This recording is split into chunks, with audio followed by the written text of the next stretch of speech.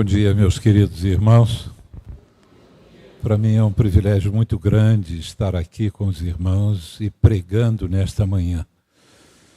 Fora uma palestra que eu fiz para pais, homens, e filhos, homens, lá em Atibaia, algumas semanas atrás, eu não prego desde a primeira quinzena de novembro, acho eu, né? Eu, nesse período, já estive sendo hospitalizado 4 vezes por infecção renal e ainda estou na luta contra essa infecção que eu espero que dessa vez tenha sido debelada. Já usei diversos tipos de antibióticos. O último eu tive que tomar de 10 em 10 dias. Um antibiótico fraquinho, não é mesmo? Pouco potente, mas eu espero que dessa vez a bactéria tenha ido embora. Para algumas pessoas, o sucesso chega cedo na vida, é o caso do pastor Márcio. Para mim, o sucesso só chegou depois dos 70 anos de idade. Eu estou agora com 75. Foi a partir dos 70 anos que eu me tornei um pregador tremendo, sabe?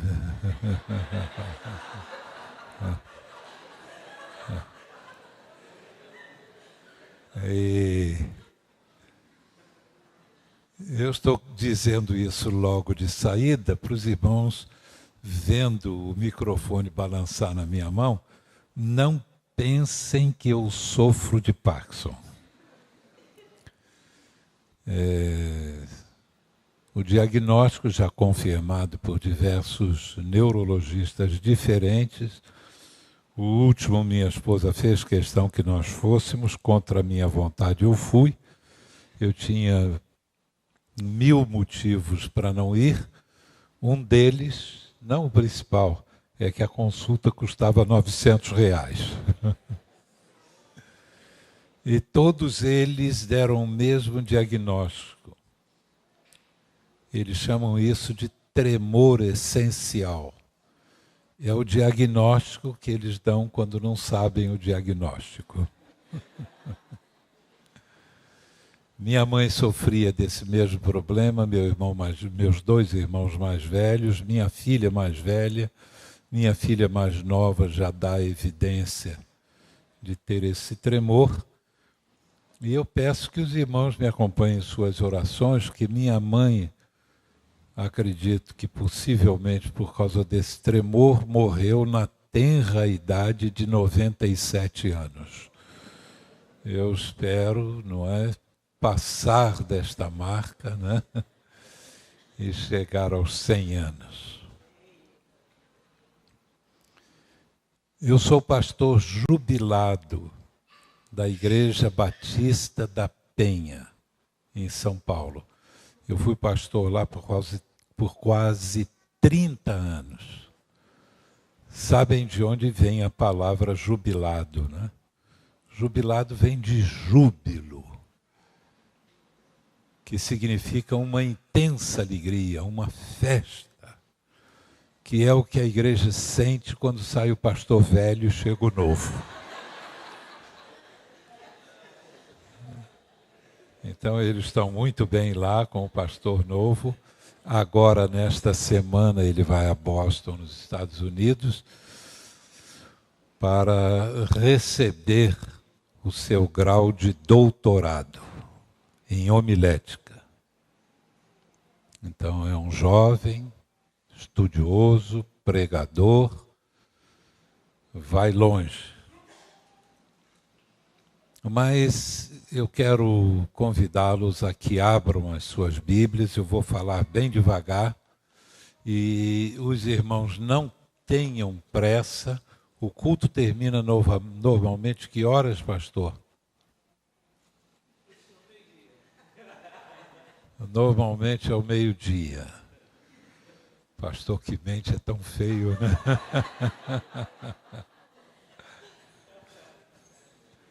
Mas vocês abram em Marcos capítulo 11.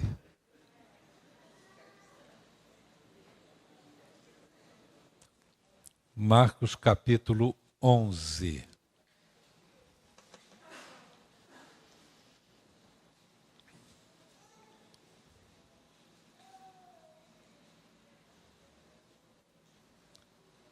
Marcos capítulo 11 começa com a entrada triunfal de Jesus em Jerusalém, o chamado Domingo de Ramos, quando as pessoas tiravam parte de suas vestes, colocavam na rua e palmas e gritavam: Hosana, bendito aquele que vem em nome do Senhor. Havia uma expectativa muito grande da chegada do Messias. O povo de Israel sabia, no coração deles, na mente deles, que o dia que o Messias chegasse iria consertar o mundo. E Israel seria a nação líder no mundo. Essa expectativa é uma expectativa humana. É a ideia de que os nossos problemas e as nossas dificuldades existem por causa dos outros. Se Deus consertar meu marido, eu vou ser uma mulher feliz. Como eu já ouvi minha esposa dizer isso. Se Deus consertar o Brasil, se Deus consertar sempre que está fora da gente. Mas o Messias veio inicialmente para consertar a pessoa de dentro para fora. Mas nós não queremos admitir que o nosso problema básico somos nós mesmos. Como Sartre, nós dizemos que o inferno são os outros. O nosso sofrimento é causado pelos outros. E Israel pensava isso. O nosso sofrimento é porque os romanos estão aqui. O Messias vem, vai botar esse pessoal para fora e seremos felizes. Mudaremos o governo, a ideologia política e seremos felizes. Mas todas essas expectativas são ilusórias. Nós só nos tornamos pessoas felizes quando nós nos alinhamos por dentro, somos consertados por dentro diante de Deus e debaixo da graça de Deus. Jesus então chega em Jerusalém, em que dia da semana? Vamos ver a cronologia do texto? Em que dia que ele chegou? Capítulo 11. Qual dia da semana? Foi no sábado, na sexta-feira da paixão? No domingo. É bom ter gente que sabe da tradição cristã que responde com segurança, né? Ele chegou no domingo, chamado Domingo de Ramos. Ramos porque cortaram galhos e folhas e colocaram na rua por onde ele estava passando, montado num jumentinho. Ele chegou em Jerusalém no domingo e sabem o que ele fez? Deu uma olhada por lá e não fez nada.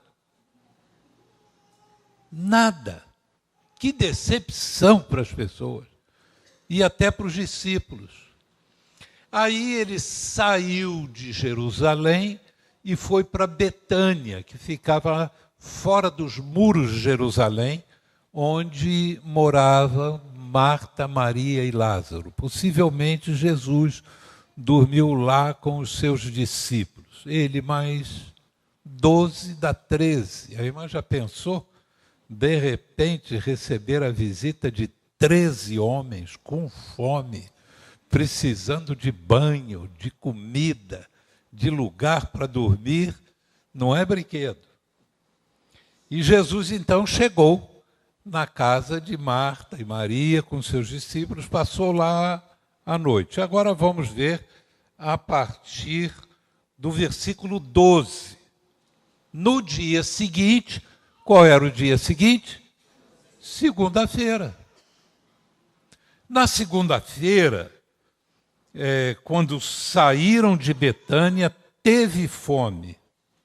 Vendo de longe uma figueira que tinha folhas, foi ver se nela acharia alguma coisa.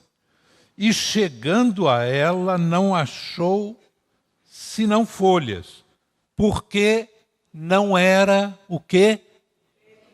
Tempo de figos. Ele não achou folhas, ele não achou frutos, porque não era tempo de frutos.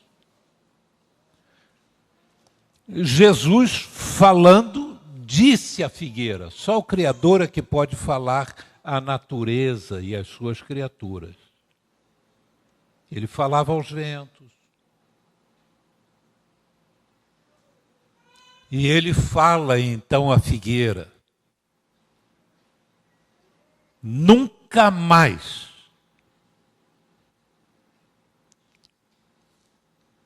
coma alguém fruto de ti. E os seus discípulos ouviram isso. A figueira não replicou, porque a figueira não falha. Mas se a figueira falasse, o que ela diria? Senhor, não é tempo de figos.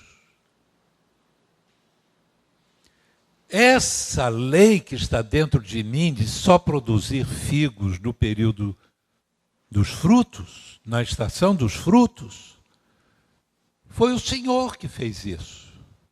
Não fui eu que inventei essa lei. Jesus chegou em Jerusalém, falou isso para a figueira, era o período de outono. Lá no hemisfério norte, mês de abril, por aí, que é quando é a Semana Santa. Lembram disso, né? Os figos nasciam no verão, em julho. Ele chega em abril, quer um figo, mas não tem figo. Não tem figo porque não é tempo de figos. Vamos mais adiante, versículo 20. E eles, passando pela manhã, viram a figueira e ela se tinha secado desde as raízes. Secou. Durante a noite ela secou, até as raízes. Ou seja, não há esperança dela ser revitalizada. Não adianta botar nenhum tipo de estrume, não adianta cuidar dela, botar água, porque não vai resolver mais nada. Ela secou até as raízes. Uma das coisas mais tristes para mim é ver gente que já secou até as raízes.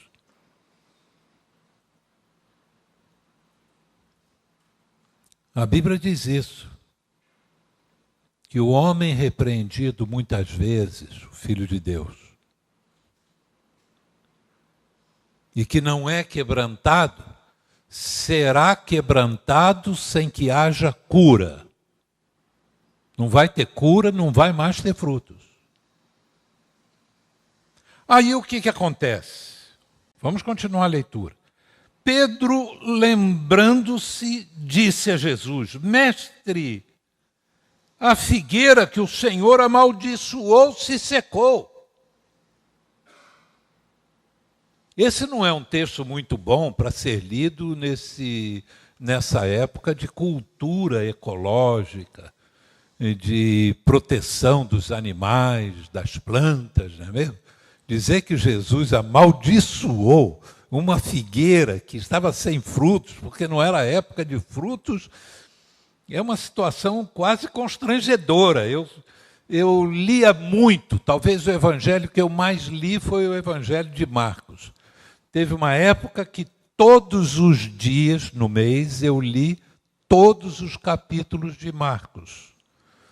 Eu estava no meu segundo pastorado e eu não sabia o que era ser pastor. O seu já é o 17º, né, Márcio?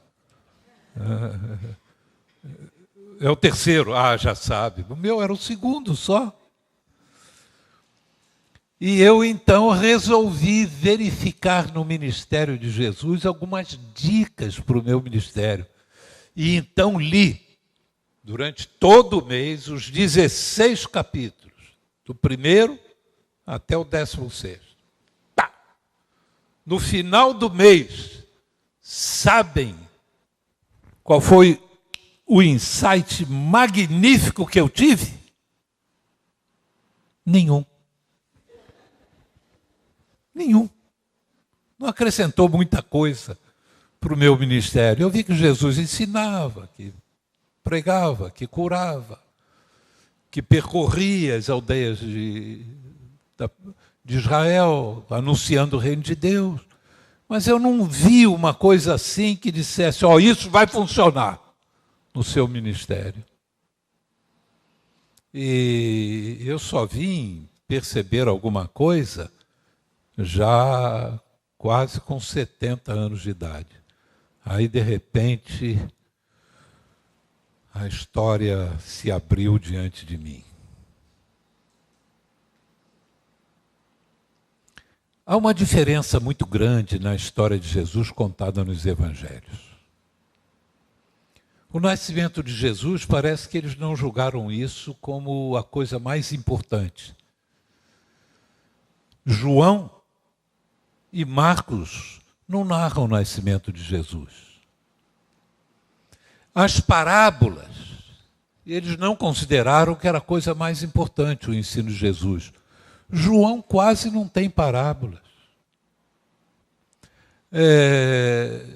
E você vai procurando esses eventos e verifica que nem todos seguem o mesmo padrão.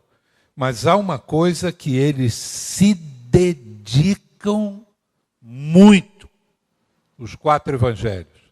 É essa chamada Semana da Paixão. Semana da Paixão significa o momento em que Jesus sofreu sua paixão. Sabem o que é estar apaixonado? É a mesma coisa. A pessoa apaixonada, ela se quebra diante do outro. O outro faz o que quiser com ela. Ela sofre a ação do outro, daquele por quem ela é apaixonada. E Jesus sofreu a sua paixão. Sofreu porque era apaixonado. Sofreu porque não reivindicou seus direitos. Sofreu porque não seguiu sua vontade e aquilo que ele considerava que seria o melhor para ele. Nesta semana, na quinta-feira, ele vai se ajoelhar diante do Pai e vai repetidas vezes dizer: Pai, se possível, passa de mim este cálice. Mas não seja feito o que eu quero.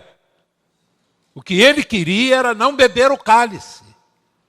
O que ele queria não era a cruz, mas ele foi para a cruz porque ele era apaixonado pelo Pai. Há uma coisa aqui que é a verdade do fato, e que, na verdade, Jesus se recusou a explicar. A grande verdade é que Jesus estava para instaurar o reino de Deus, de uma maneira diferente daquelas que eles pensavam. E no reino de Deus, meu irmão, escuta isso. Presta a tua melhor atenção, meu querido. No reino de Deus, todo dia é dia de frutos. Todo tempo é tempo de frutos. Para Deus, toda hora é hora de frutos. Está lá no hospital morrendo. O médico está ali em volta. O irmãozinho vai dar o testemunho dele. E o Espírito Santo usa aquilo e produz fruto. Não tem esse negócio que está morrendo, está cheio de dores, está não sei o quê. está sem esperança. Não, qualquer hora é hora de frutos. O inimigo diz que nós temos todo o tempo do mundo. Agora é hora de curtir a vida. Eu tenho energia. Eu vou produzir frutos quando for mais velho. Quando for coroa igual esse pregador. Aí eu vou ver se produz algum fruto. Mas agora que eu estou novo, eu lá quero saber disso. Mas Deus espera que você produza frutos hoje, na idade que você tem, nas condições que você tem. Essa é a verdade. Por que Jesus não disse isso? Sabem por quê? Porque tudo que Jesus dizia para eles entrava por aqui, saía por aqui. Jesus foi pelo caminho dizendo: importa que o Filho do Homem seja entregue nas mãos dos seus adversários, que seja preso, açoitado, morto. E sabem qual o comentário que eles faziam? Dividia assim em grupos de estudo, de discussão do que Jesus estava dizendo, e eles discutiam qual deles seria o maior no reino de Deus.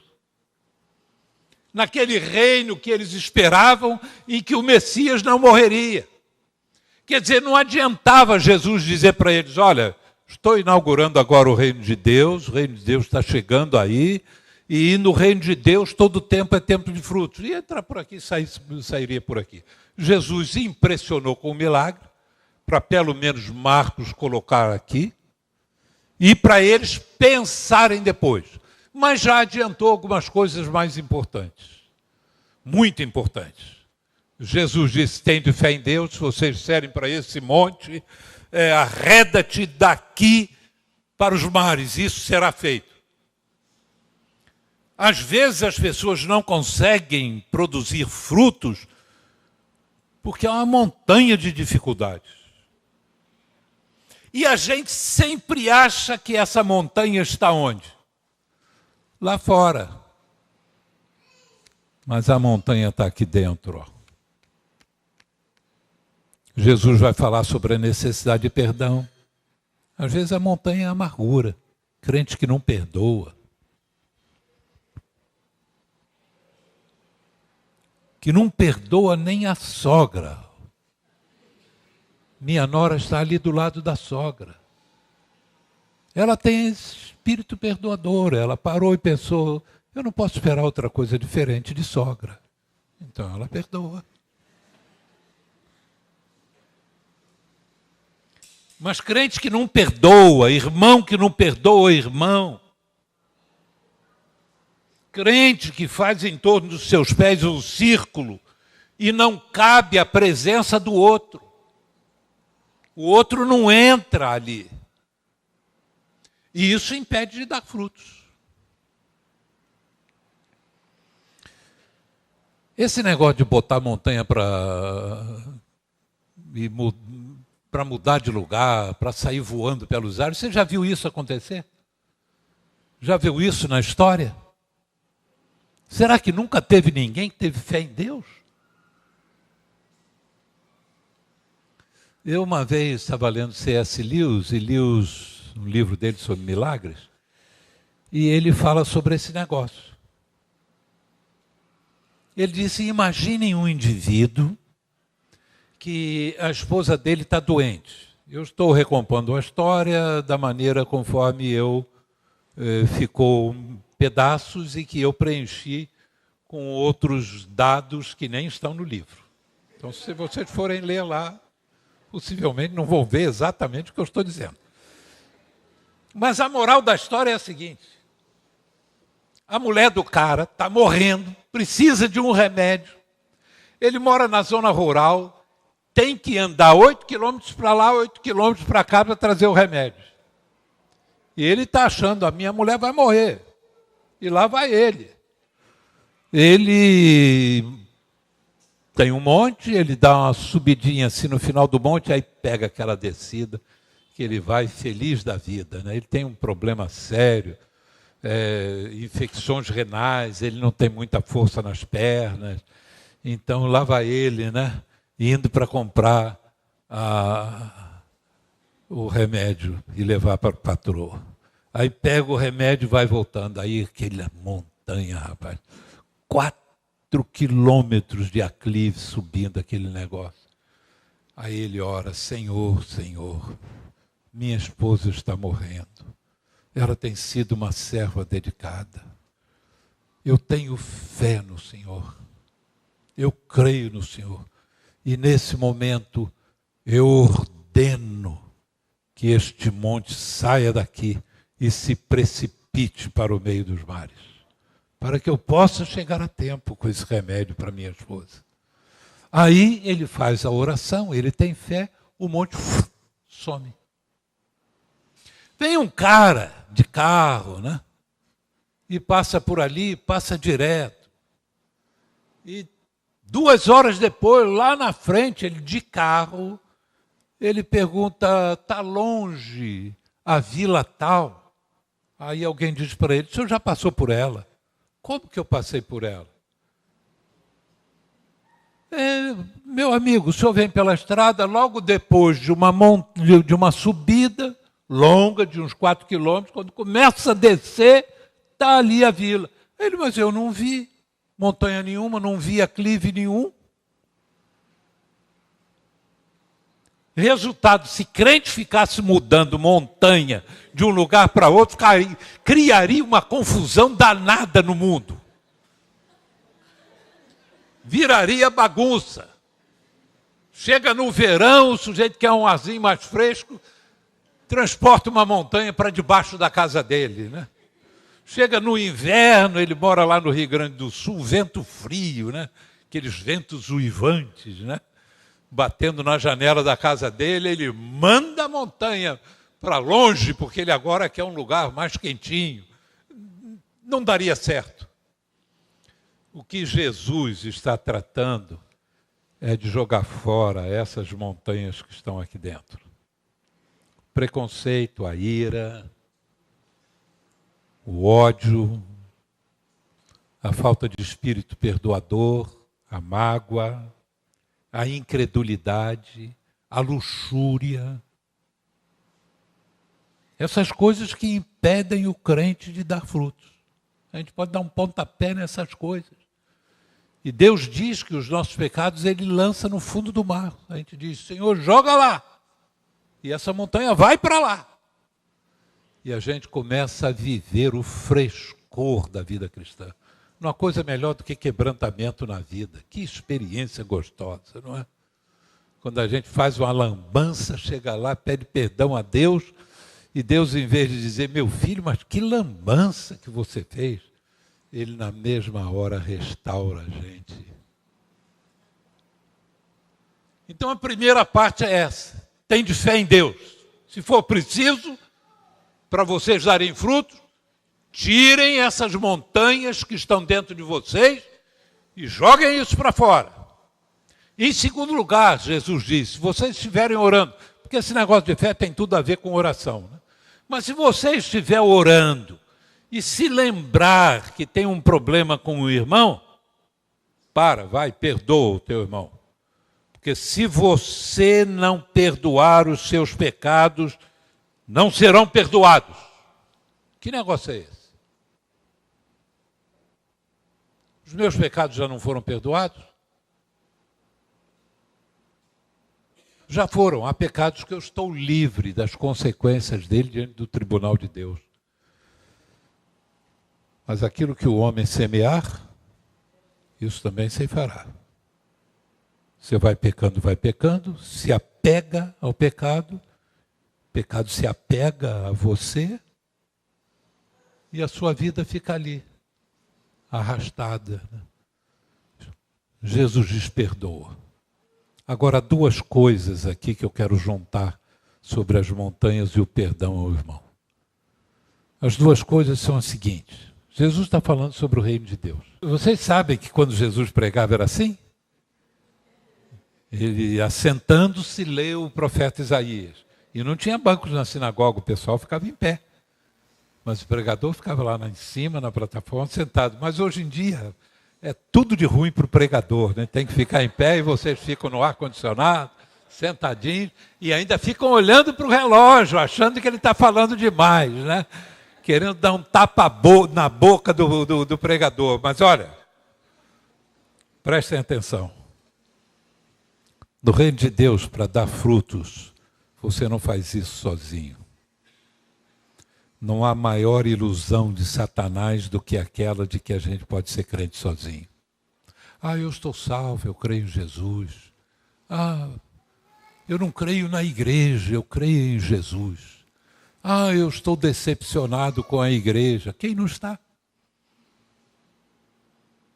Vocês já ouviram uma comparação da igreja com a Arca de Noé? Já fez essa comparação, Marcos? Imagina como é que era a Arca de Noé. Elefante. Não tem o toalete dele, né? É ali mesmo. Elefante, gato, bode, tudo está comendo e está fazendo. Está comendo e está fazendo. Só tem uma janelinha, aquele negócio. Podem imaginar o cheiro ali dentro? Fedia até dizer chega. É bicho que não toma banho, é bicho defecando, tudo quanto é bicho defecando. Mas olha, ali dentro fede. Mas do lado de fora da arca há a morte. A igreja tem problemas, tem dificuldades, mas fora da igreja é morte. É morte. Eu não sei quantas vezes pior. Então, se você quer viver uma vida com frutos, no reino de Deus, a primeira coisa, você não pode ir sozinho, tem que segurar a mão de Deus. Por isso, tem de fé em Deus. Ter fé em Deus é pegar a mão de Deus e se deixar levar por Ele. Então você não tente andar sozinho, você precisa de Deus. A segunda coisa, perdoa seu irmão, ou seja, segure na mão de Deus, segure na mão do seu irmão. Não vá sozinho. Ame seus irmãos, ore por eles, interceda por eles, torça por eles, se alegre com eles.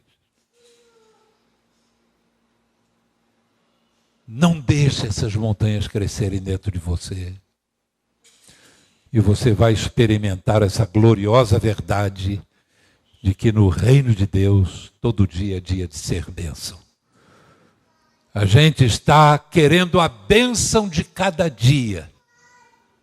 Deus quer que a gente pense em ser aquele que abençoa a cada dia as pessoas. Aquele que leva a bênção de Deus. Amém? Que Deus nos abençoe no dia de hoje. Vamos orar? Agora, meu irmão, minha irmã,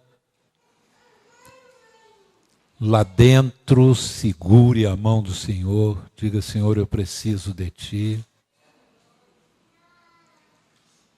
Peça ao Senhor que o ajude a consertar relacionamentos doentios na sua vida. Peça ao Senhor para se livrar de tudo aquilo que o impede de ser bênção. Vivemos uma vez só. A eternidade nos espera. Hoje é o dia de figos.